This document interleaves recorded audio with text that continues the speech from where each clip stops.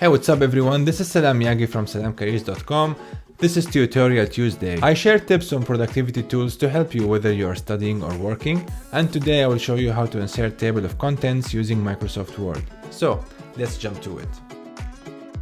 So as you can see here, I prepared just a simple 3-page document with some text, and we've got here sections and headings, and we would like to insert table of contents. So the best way to go after it is from the Home tab using the Styles panel. You just highlight the sections or the main ones you want, and then you go, this one is heading 1, and here this is heading 2, and this one is heading 3, and so on. You keep on going. This one would be heading 1, and so on and so forth.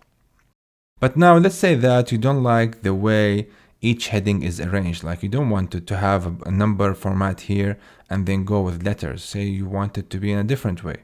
The way you can go after it is you just right click on the heading here and you go modify, and you can modify it from here.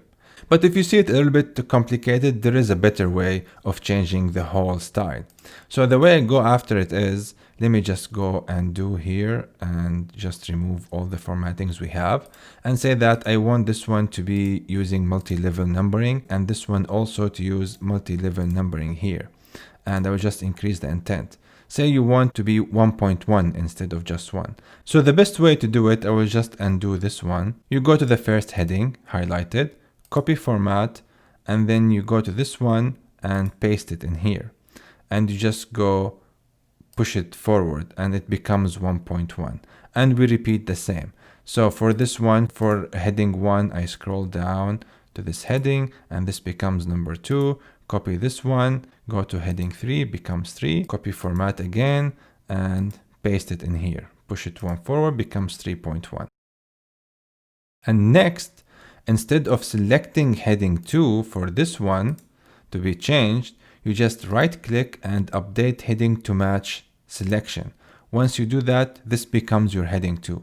And same goes for heading 3, right click and update heading to match selection, and you've got all of them now updated. So I'm just going to have this one as heading 1, and now this one make it as heading 2, and this one here as heading 3. Sorry, this is section, so this would be heading 1, this one would be heading 2, and this one here would be heading 3.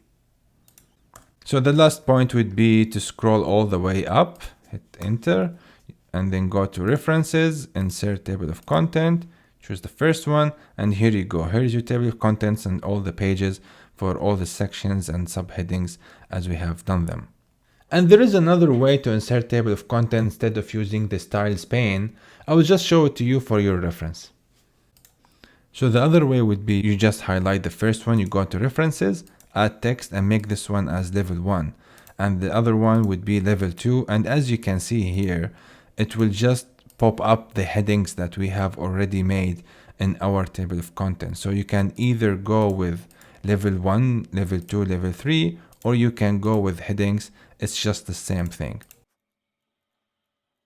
Go all the way up here, insert table of contents, and here you go. This is a nice table of contents with all the numbers. So that's it for this video. I hope that you liked it. If you do, hit the like button and consider subscribing. I'm planning to post every Tuesday a productivity tip using one of the productivity softwares. And until I see you next time, I wish you all the best.